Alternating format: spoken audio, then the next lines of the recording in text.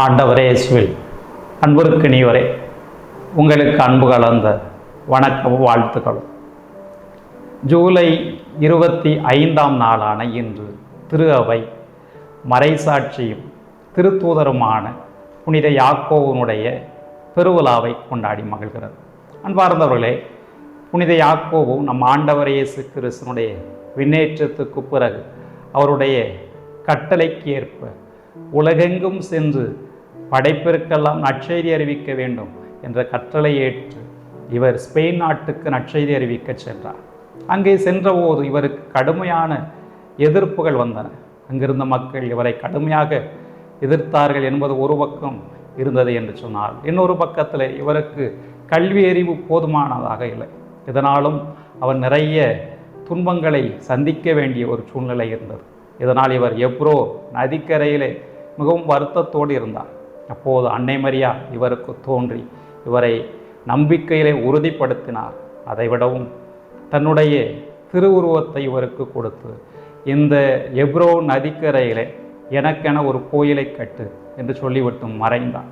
இதன் பிறகு இந்த யாக்கோபு அன்னை தன்னிடத்திலே கொடுத்த அந்த திருவுருவத்தை வைத்து கொண்டு எப்ரோ நதிக்கரையிலே ஒரு கோயிலை கட்டினார். அதுதான் இன்றைக்கு மிக பிரபலமாக அழைக்கப்படக்கூடிய அவர் லேடி ஆஃப் பில்லர் என்ற திருத்தலமாகும். அன்பார்ந்தவர்களே, நாம் எப்பொழுதெல்லாம் சோர்வுற்று இருக்கிறோமோ, எப்பொழுதெல்லாம் நாம் நம்பிக்கை இழந்து நிற்கிறோமோ, அப்பொழுது ஆண்டவர் நம்மை கைவிட்டு விடுவதில்லை.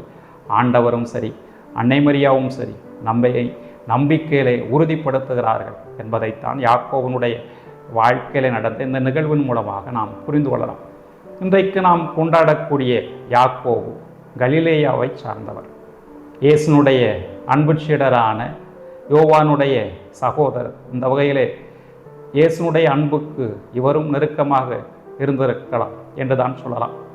இயேசுனுடைய பணி வாழ்க்கையிலே இவர் முக்கியமான ஒரு இடத்தினை வகித்திருக்கிறார். எப்படி என்று சொன்னால், இயேசு சில தருணங்களிலே 3 சீடர்களை தன்னோடு அழைத்து சென்றார். ஒன்று பேதுரு, மற்றொன்று யோவான், மூன்றாவது இந்த யாக்கோபு தான்.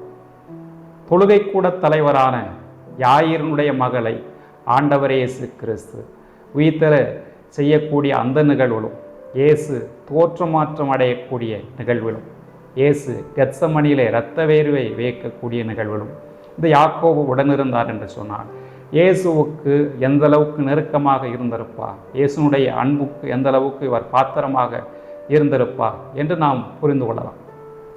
இந்த யாக்கோபு சாதாரண ஒரு ஆள் தான், பலவீனமானவர் தான். இவர் இடியின் மக்கள் என்று அழைக்கப்படுகிறார். இடியின் மக்கள் என்றால் என்ன? அடிக்கடி சினமுறக்கூடியவர், கோபம் கொள்ளக்கூடியவர். திருவிழியத்திலேயே ஒரு நிகழ்வு இருக்கிறது. இயேசு எருசலேம் நோக்கி சென்று கொண்டிருக்கக்கூடிய தருணத்திலே என்னுடைய சீடர்களை முன்பாக அனுப்பி தனக்கென எல்லா ஏற்பாடுகளை செய்யுமாறு சொல்கிறார். அப்பொழுது இந்த யாக்கோபு சமாரியருடைய நகர் வழியாக செல்கிற பொழுது அவர்கள் இவரை உள்ளே நுழைய விடவில்லை. இதனால் கடும் சீற்றமுடுகிறார். இயேசு கிறிஸ்துவிடத்திலே வந்து, ஆண்டவரே, இவர்களை வானத்திலிருந்து தீ வந்து அழிக்குமாறு செய்யட்டுமா என்று கேட்கலாம். ஆனால் இயேசுவோ அவரை கடிந்து கொள்வார். அந்த அளவுக்கு இவர் கடுமையாக சீற்றமுறக்கூடியவராக, சினமுறக்கூடியவராக இருந்தார். இன்னொரு பக்கத்தில் இன்றைக்கு நற்செய்தி வாசகத்தில் நாம் பார்க்கிறோம், தன்னுடைய தாயாரோடு இயேசுவிடத்தில் வந்து தனக்கு இயேசுனுடைய வலப்புறத்திலோ அல்லது இடப்புறத்திலோ இடம் கிடைக்க வேண்டும் என்று சொல்கிறார். அப்படியானால் இவருக்கு பதவி ஆசை இருந்திருக்க வேண்டும் என்று தான் சொல்லலாம். இப்படி சினமுறக்கூடிய, பதவியின் மீது மிகுந்த ஆசை கொண்டிருந்த ஒருவரை தான் ஆண்டவர் இயேசு கிறிஸ்து தன்னுடைய துன்பக் கிண்ணத்திலே பங்கு வருமாறு சொல்கிறார். தொடக்கத்திலே இயேசு இதை பற்றி யாக்கோபிடத்திலும் அவருடைய சகோதரரான யோவானிடத்திலும் கேட்கிற பொழுது அவர்கள் அதனை புரியாமல் பதிலளித்திருக்கலாம். ஆனால் துன்பக் கிண்ணத்திலே பங்கு வருவது என்பது இயேசுனுடைய பாடுகளிலே பங்கு வருவது. பின்னாளிலே ஆண்டவருடைய விண்ணேற்றத்துக்கு பிறகு கிபி 44ஆம் ஆண்டு ஏரோது அக்ரிபாவால் இவர் கொல்லப்பட்ட போது இது நடந்தது. அப்படி என்று சொன்னால், சாதாரண மனிதரான இந்த யாக்கோவை கடவுள் தன்னுடைய பணிக்காக தேர்ந்தெடுக்கிறார் என்பதுதான் நாம் புரிந்து கொள்ள வேண்டிய செய்தி. அன்பார்ந்தவர்களே, ஆண்டவர் இயேசு கிறிஸ்து விண்ணேற்றம் அடைகிற பொழுது தன்னுடைய சீடர்களிடத்திலே சொல்கிறார்.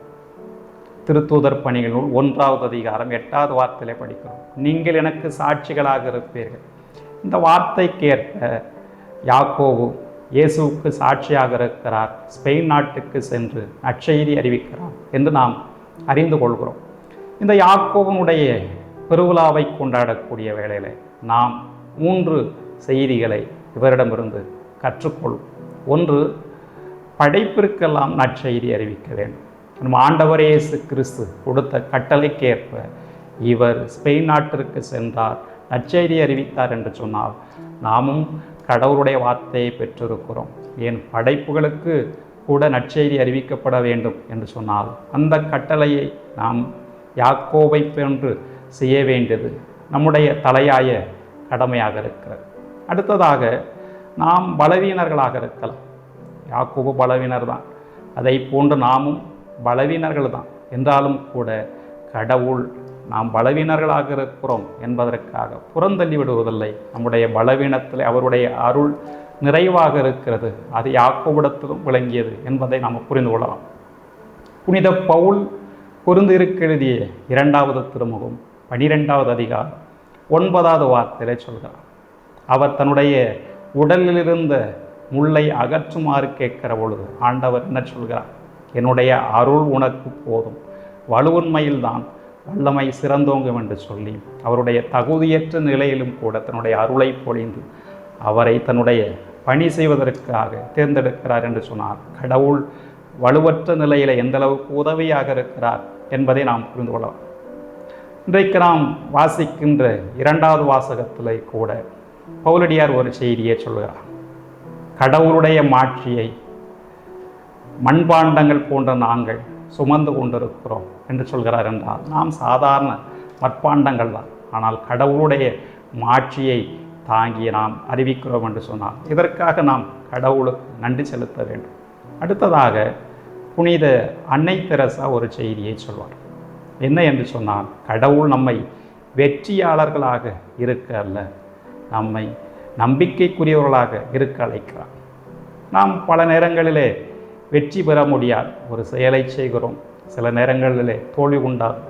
யாக்கோபுக்கும் கூட ஸ்பெயின் நாட்டிற்கு சென்று நற்செய்தி அறிவிக்கக்கூடிய அந்த சமயத்திலே அவருக்கு எதிர்ப்புகள் வந்தன, அவருக்கு தோல்விகள் வந்தன.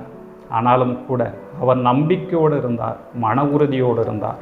ஆண்டவருடைய நற்செய்தி அதன் பிறகு மிகுந்த வல்லமையோடு அறிவித்தார் என்று சொன்னால் கடவுளுடைய வார்த்தையை நாம் நம்பிக்கைக்குரியவர்களாக இருந்து அறிவிக்க வேண்டும் என்பது யாக்கோபு நமக்கு கற்றுத்தரக்கூடிய செய்தியாக இருக்கிறது. நிறைவாக இந்த யாக்கோபை பற்றி ஒரு செய்தியை தெரிந்து கொள்ளும்.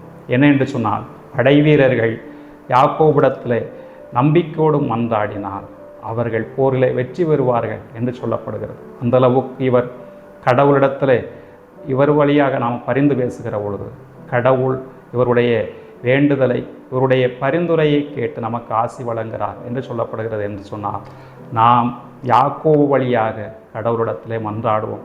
யாக்கோபை போன்று வல்லமையோடு கடவுளுடைய வார்த்தை அறிவிப்போம். யாக்கோபை போன்று கடவுளுடைய துணையை வேண்டுவோம். அதற்கான ஆற்றலை நாம் கடவுளிடத்திலே கேட்போம். ஆம்.